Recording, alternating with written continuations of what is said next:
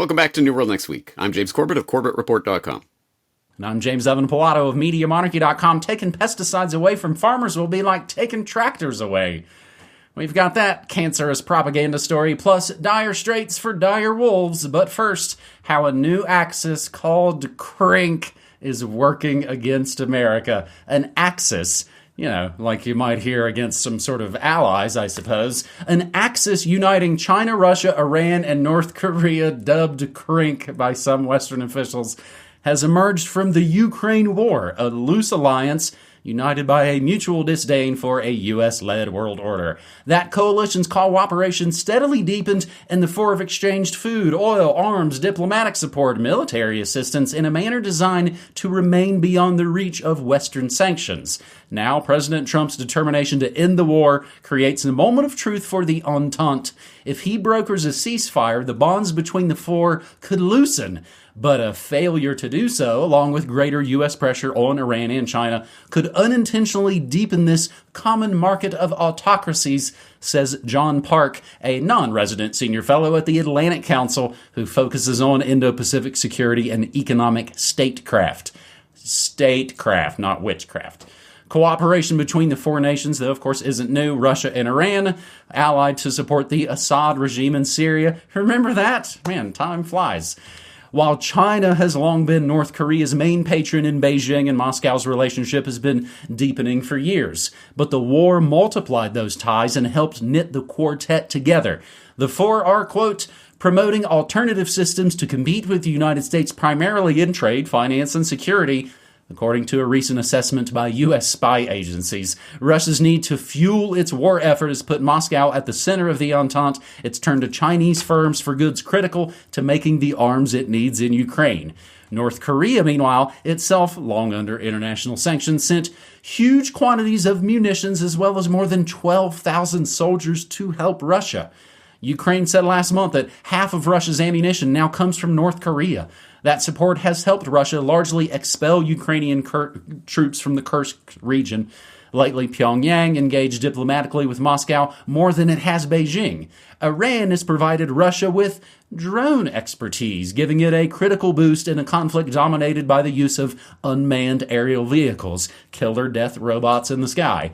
Tehran has sent Shahed drones as well as blueprints and technical assistance for Russia to increase its own drone manufacturing. Military cooperation has gone hand in hand with economic ties. I will include a related The West Against the CRINK, China, Russia, Iran, and North Korea. That is on globalresearch.ca. James, another deadly world acronym. Exactly right, yeah. And, statecraft, not witchcraft. Also statecraft, not stagecraft, right? It's all the world's a stage. And, hey, we better populate it with these villains and dastardly organizations. So speaking of calling things by their right name, people might have seen I just posted up a Solutions Watch about that, about the importance of having the right name, calling things by what they are so that we better understand them in the world around us. Well, for years, people might have seen that I've been gesturing towards the battle lines for World War III are already drawn, and we already know roughly who's going to be on what side. But it's always been difficult to refer to that because, yeah, it's not exactly BRICS. I mean, yes, certainly Russia, China, yeah, but India, maybe South Africa, Brazil, really? Are they really part of that? Some people in the rah BRICS are the saviors side of things have talked about the resistance bloc and things like this, but no, CRINK. Sure, that sounds about right. Yeah, China, Russia, Iran, North Korea. And North Korea really is just a vassal puppet state of China. If China wasn't supporting North Korea, it would be gone in 2 minutes. So yes, those are the boogeymen that are being set up for the coming hot war that we're being prepped for, whether or not it comes and in whatever form it comes. So it is good to have a handy name for it. And why not this CRINK, James Bond villain-esque organization?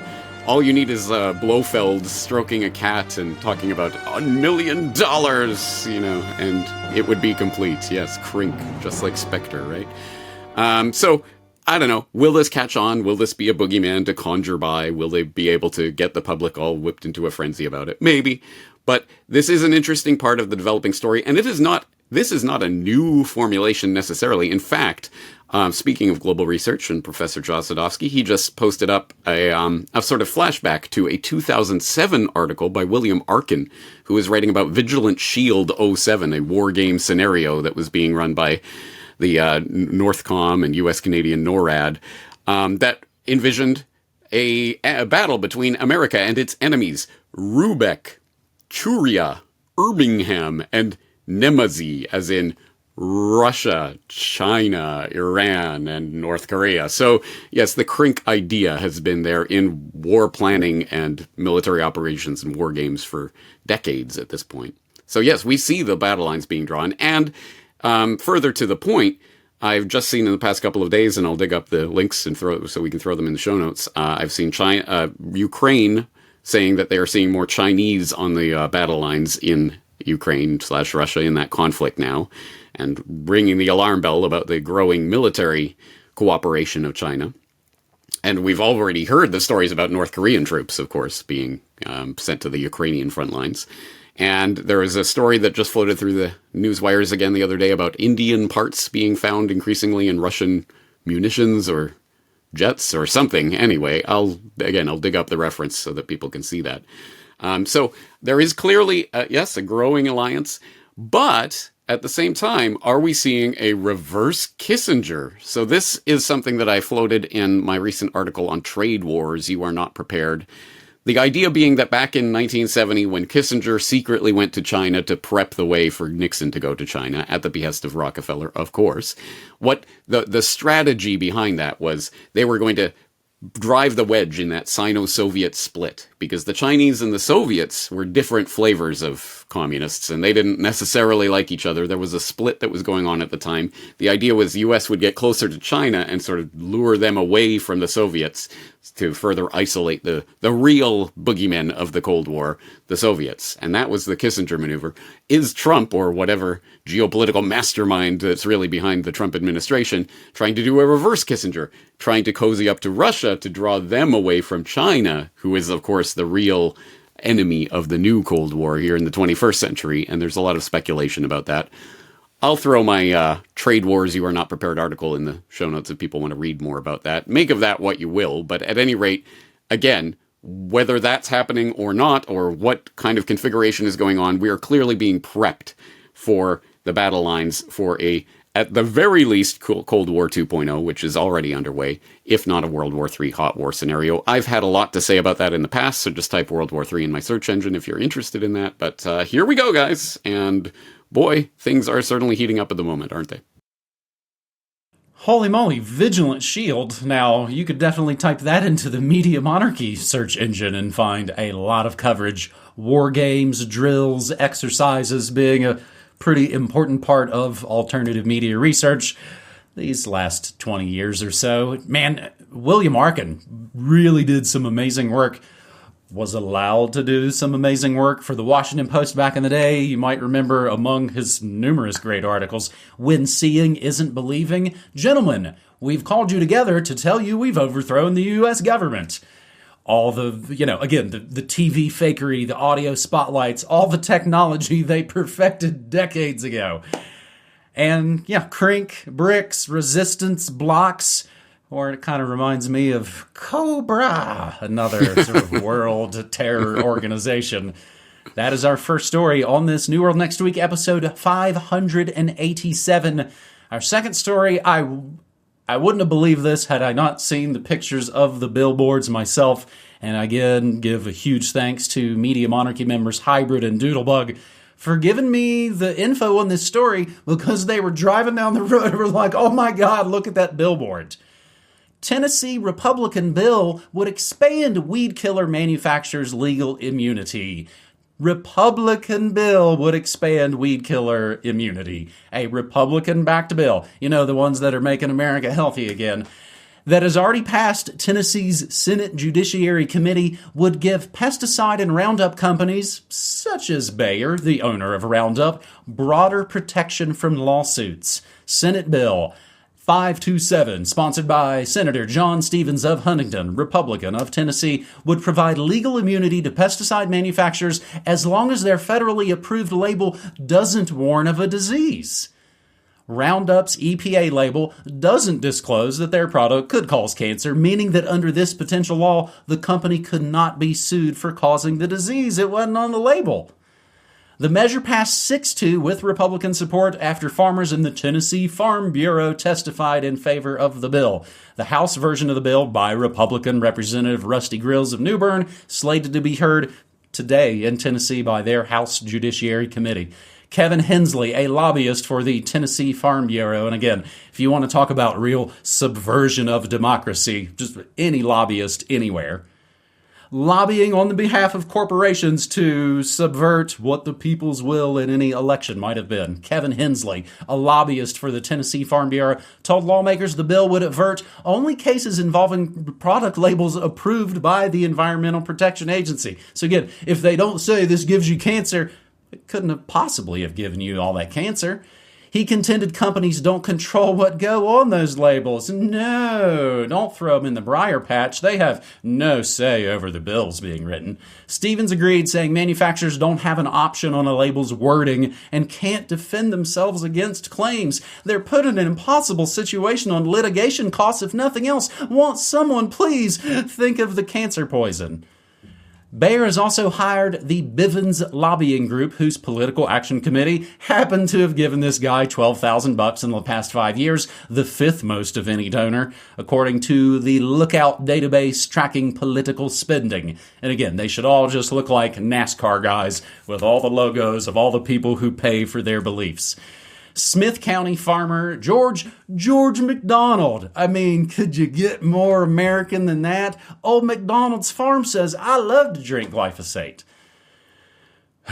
Smith County farmer George McDonald testified that pesticides from modern chemistry allow farmers to till the ground less and control erosion caused by those heavy, awful rains. He also said farmers have to undergo training to apply pesticides and herbicides according to their EPA labels. Again, anything that requires government training's got to be good. McDonald acknowledged he and supporters of the bill are being accused of stripping away people's legal rights, but he added, if we don't have these pesticides, taking them away from farmers will be like taking tractors away from farmers. Oh, the tractors you're illegally not allowed to repair?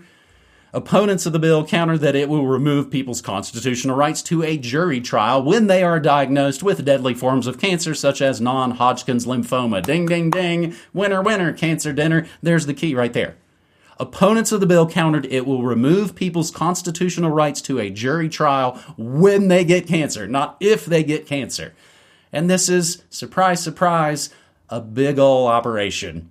The same thing in multiple states with little tweaks and changes to all the laws that were all written for them. This is going on, so people watching this. Florida, Georgia, Idaho, Iowa, Mississippi, Missouri, Montana, North Dakota, Oklahoma, Tennessee, and Wyoming. The pro-glyphosate websites are in the style, they're all written this way, takecontrolstate.com. So it's takecontroltennessee.com, takecontrolmissouri.com, but they all redirect to modernAgAlliance.org. The Modern Ag Alliance advocates for U.S. farmers' access to crucial crop protection tools for a strong food supply. They're not hiding their supervillainy in their websites called Take Control and the billboards. I've included a link. It's on my website. Control weeds, not Missouri farming. Stand up for glyphosate. TakeControlMissouri.com. If I didn't know better, you would think this is a satire. This would be something great for, the food freedom folks to make a satire about, to be like, they'd never do that, would they? Would they? There's the billboard, James. Yeah. This is something I've noticed before. You can't even satirize this stuff because it's beyond the satire. Like it's crazy. Stand up for glyphosate. For people who do not understand just how ridiculous that idea is, and that anyone in the general public should be, stand up for glyphosate. Poor Monsanto / Bayer. Oh no. For people who don't know about the history of this, may I recommend my book, Reportage Essays on the New World Order, where I have a lengthy and I think well-researched essay on biotech billionaires and the GMO doomsday. because that essay in particular talks about, amongst other things, glyphosate in particular, the most used agrochemical in history, which is no small feat considering it was only introduced in 1974, but by 2016 had become the most used agrochemical in history. And oh yeah, carcinogenic, has all these toxic properties, etc. I go through all the history of that, and of course, what has come along to replace glyphosate as now the currently most used agrochemical is not glyphosate anymore. It's 2,4-D, which is also neurotoxic, carcinogenic, endocrine disruptor. Yay, wonderful. But anyway, and yeah, exactly as you point out, yeah, oh no, don't throw us in the briar patch. Oh, it'll have to be on the EPA label, but we have no control over what the EPA... Oh, right. Of course they do. And that's another thing that I discuss is the revolving door between previously Monsanto, now Bayer, and the EPA, and all of the various people who have basically been going through that revolving door of, I'm in Bayer, no, now I'm in the EPA, etc. It's a long and storied history, which I try to detail in that essay. But yeah, I would hope that people in our audience at least have some inkling of that story, because the idea, yeah, stand up for glyphosate. You know, as you say, I'm glad at the very least, zero subtlety here. Absolutely nothing subtle about this. They are outright saying it. Yeah, take control. We're going to take control of Missouri. We're going to take control of Tennessee. Yeah, wonderful. Anyway, you'll forgive me. I'm not standing up for glyphosate. I am standing against glyphosate, and I have a lot of reasons for that. And once again, it's detailed here in my book. Yeah, stand up against cancer causes, not just supporting the giant industry funded and paid for by the causers of cancer. I mean, James, what does it say when basically people who would have, again, maybe a decade or so ago, been with us in Portland, Oregon, when we said, hey, can we just label what's on the foods if you put, genetically modified ingredient? No, it'll cost too much. We couldn't possibly. Pearl clutching. You have people that would have been involved in environmental movements now causing ecological disasters, messing up these Tesla dealerships, mad that someone pointed out fraud in government. It's bonkers ridiculous. I mean, we had giant protests here all over America over the weekend. Hands off my government welfare. People begging for, no, don't take the state away from me. And yes, I'm wearing my American flag Arctic Monkeys shirt on purpose. If I can throw in, James, I mean, it came up today. Do it. We love to do trivia in Media Monarchy. I think it's very fun. And it can give you answers to what was going on in the world. One of the questions was, what cigarettes did Ricky and Lucy, I love Lucy, what did they sell on commercials? Everybody rattled off all of it. Oh, Chesterfield or Lucky Strikes or all those things. The answer, Philip Morris. It's like, oh, that's the company that makes cigarettes. And guess what? That company doesn't exist anymore because the name is Altria. Because whether it's Clear Channel or Monsanto, once they know the name is dirt, they got to get rid of that. Blackwater what? So they still what? make all the cigarettes, make all the stuff. What? Blackwater what? Yeah. I forgot that one. Exactly. Yeah. They'll just remove the name and you won't even know it even exists. You won't even have the ability to wrong think. The other note I was going to make, James, this is why things like Saturday Night Live aren't funny. Aside even from the culture war, wokeism, blah, blah, blah, blah, blah, it's low, dumb parody. We are living in high satirical times. Their old ways don't really work anymore to make you laugh. That's why funny pictures some dude made are much more cutting and much more satirical. Where do we go for our third and final story? Well, scientists genetically engineer wolves with white hair and muscular jaws like the extinct dire wolf. Good night, everybody. Science. We're all about coulda, not shoulda. 3 genetically engineered wolves. So will they be put on the popular 3 wolf moon shirt? 3 genetically... See, that's satire. 3 genetically engineered wolves that may resemble extinct dire wolves are trotting, sleeping, and howling in an undisclosed secure location in the U.S. Maybe that's what's howling in my backyard, according to the company that aims to bring back the lost species. This sounds like a good idea. It's not even Halloween. The wolf pups, which range in age from 3 to 6 months old, have long white hair, muscular jaws, already weigh in at 80 pounds, on track to reach 140 at maturity, researchers at Colossal Biosciences reported. Dire wolves, which of course is a band name, went extinct more than 10,000 years ago, much larger than gray wolves, their closest living relatives today. Independent scientists said this latest effort doesn't mean dire wolves are coming back to North American grasslands anytime soon.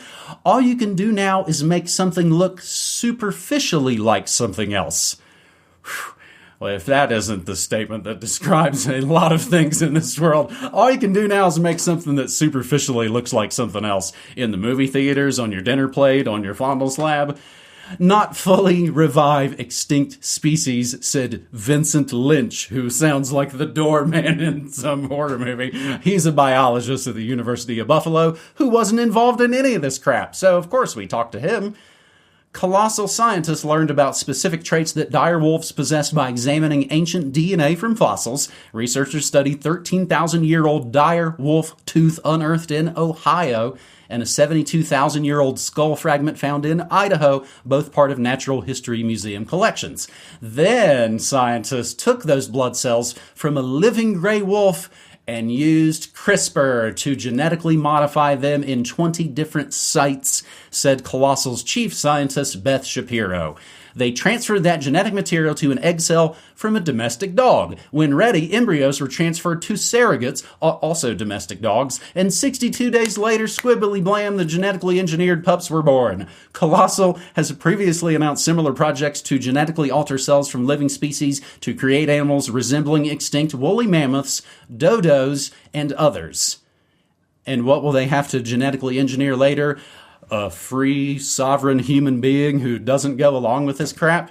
CRISPR genome editing and de-extinction from Colossal.com and the genetic technologies behind de-extinction. James, what problem is this solving?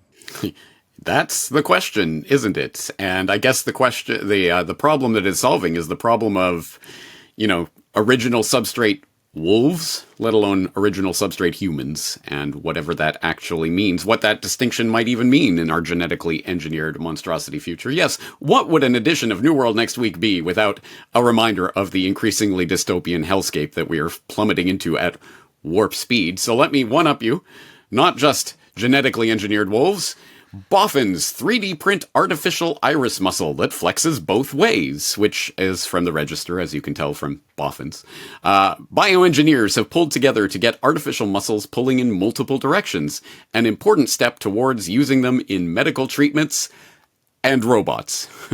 Of course. Because muscles work in aligned pairs to straighten an arm. You contract your triceps as your biceps relax. Other muscles are arranged in more intricate patterns, such as the circular band of sphincter muscle in the iris that works with the radial dilator muscles to change the size of the pupil. Complex combos of muscles like those in the iris are thought to be what will turn lab-grown tissue from a promising idea into a tool with practical applications, ... And yes, of course, the artificial muscle in question is built from skeletal muscle cells genetically tweaked to flex under light simulation. So genetically engineered 3D printed artificial muscles are now a thing. Yay! Again, what can go wrong with all of this? And I think we see, of course, just like the brain chip, just like everything else, it's gonna make crippled people able to type again or whatever, and robots and transhumans and completely changing what it means to be human, etc., etc.